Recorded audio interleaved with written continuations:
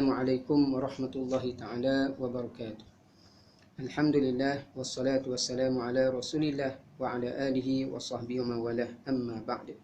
Sahabat-sahabat muslimin dan muslimat yang dirahmati oleh Allah Ta'ala sekalian, bersama dengan saya lagi dalam program Satu Hadis anjuran Panitia Pendidikan Islam SK Pusat Dungun. Tajuk kita pada kali ini ialah gandakanlah ibadah pada 10 yang terakhir daripada bulan Ramadan. Hadisnya ialah an Aisyah radhiyallahu anha qalat kana Rasulullah sallallahu alaihi wasallam idza dakhala al-ashr al-awakhir min Ramadan ahya al-laila wa ayqadha ahlahu wa jadda wa shadda al-mi'zar, muttafaqun alaih.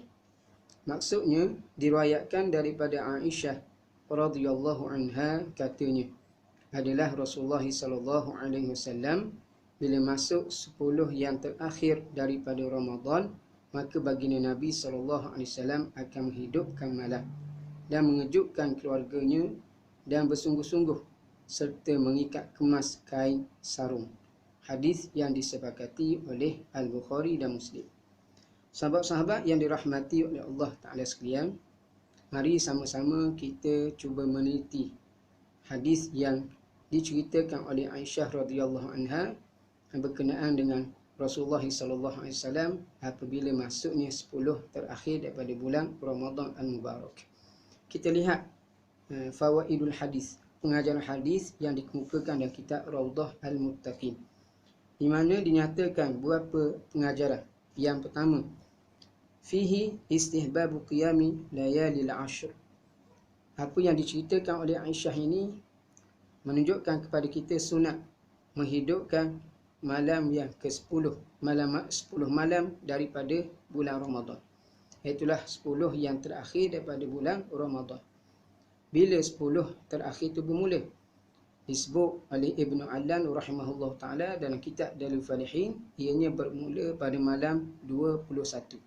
Maksud siangnya 20 Ramadan, kemudian kita berbuka pada puasa 20 Ramadan tu.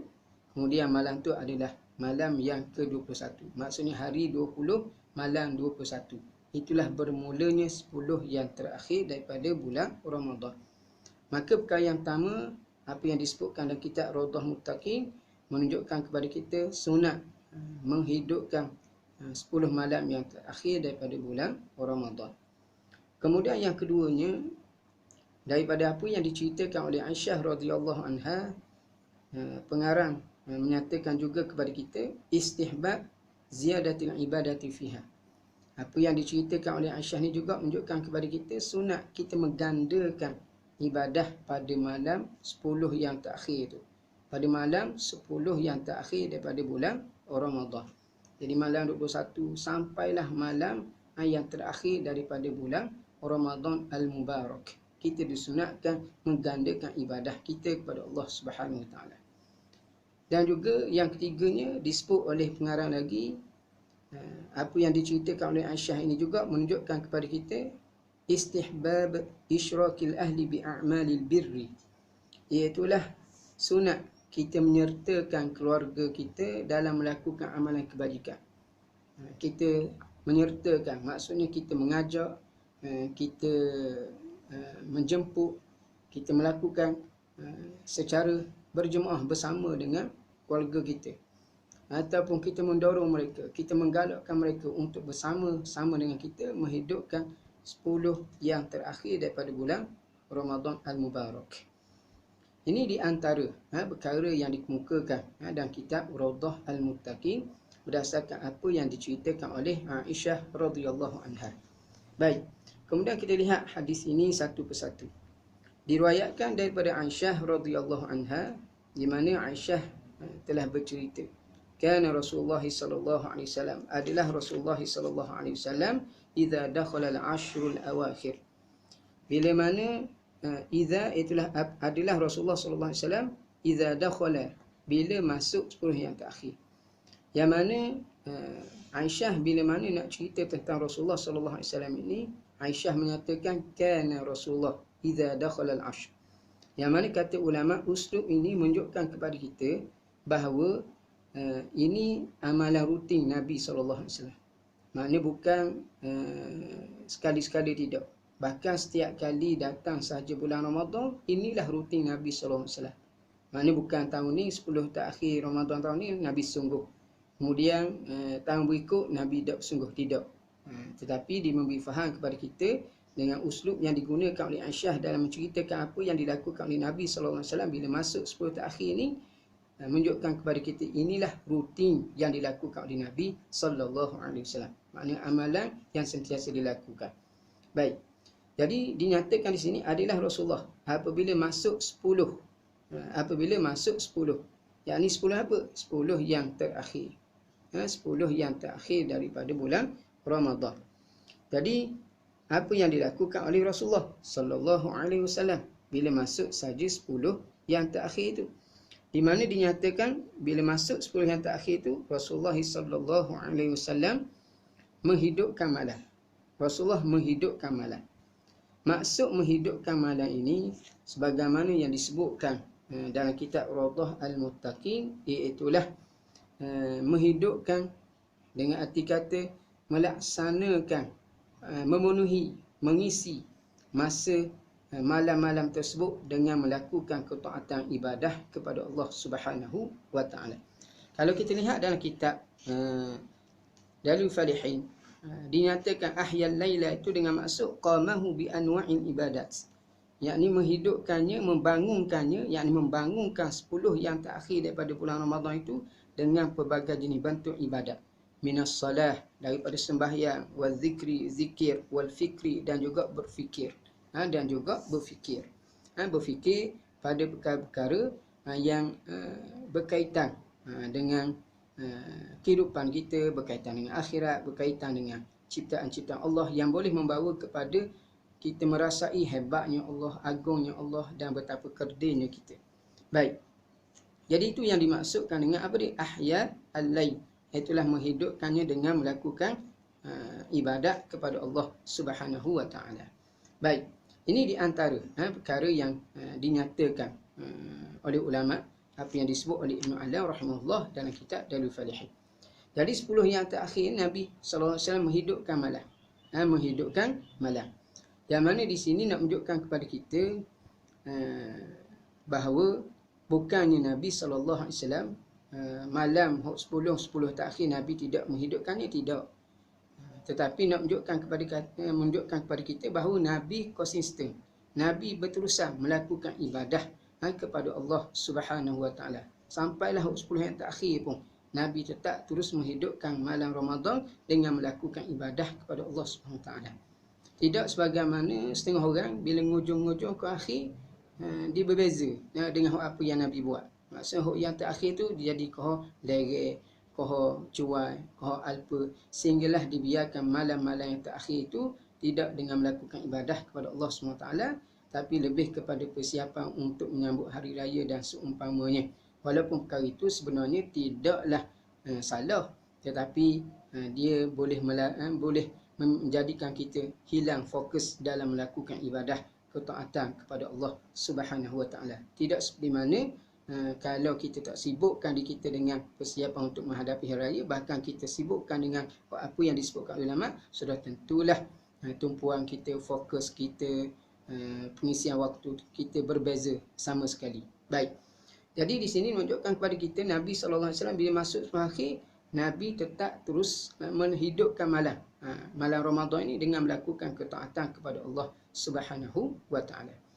Kemudian yang sebenarnya sahabat-sahabat yang dirahmati oleh Allah Taala sekalian, Nabi SAW telah menunjukkan contoh yang terbaik sebagai ketua keluarga. Yang mana bukan Nabi SAW sebagai suami seorang sahaja yang menghidupkan 10 yang terakhir ini dengan melakukan ibadah kepada Allah Taala, bahkan Nabi SAW juga turut mengejutkan keluarganya, ahli keluarganya, untuk sama-sama melakukan ibadah kepada Allah Subhanahu Wa Taala. Maka inilah juga yang sepatutnya dicontohi oleh kita. 10 yang terakhir ni kita kejutkan anak-anak kita, kita kejutkan isteri-isteri kita untuk sama-sama melakukan ibadah kepada Allah Taala. Anak kita dah duduk serumah dengan kita hari ni, kita boleh kejutkan melalui panggilan telefon dan seumpamanya. kita boleh buat. Nak 1000 daya, tak nak 1000 dalih. Jadi apa ini yang dilakukan oleh Rasulullah sallallahu alaihi wasallam. Dia kejutkan saudara keluarganya untuk sama-sama meraih peluang yang ada pada 10 yang terakhir pada bulan Ramadan. Yang antaranya ialah Lailatul Qadr. Baik. Jadi Nabi sallallahu alaihi wasallam kejutkan saudara keluarga ni untuk melakukan ibadat kepada Allah Taala. Kemudian diceritakan lagi oleh Aisyah wajadda, dan Nabi bersungguh. Nabi bersungguh. Nabi bersungguh.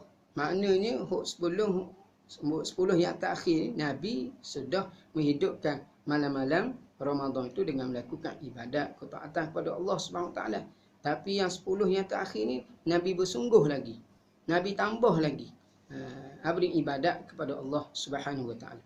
Kalau kita kalau untuk kita kita nak faham ni barangkali yang awal sebelum daripada bulan Ramadan tu kita hanya membaca 1 juzuk sehari misalnya.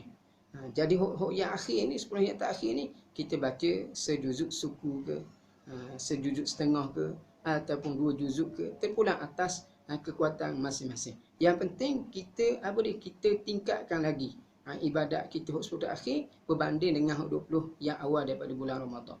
Kalau sebelum ni kita hanya membaca ayat-ayat lazim dalam tarawih kita, kita tingkatkan dengan kita ubah. Kita ambil surah yang agak panjang sikit dan seumpamanya. Baik.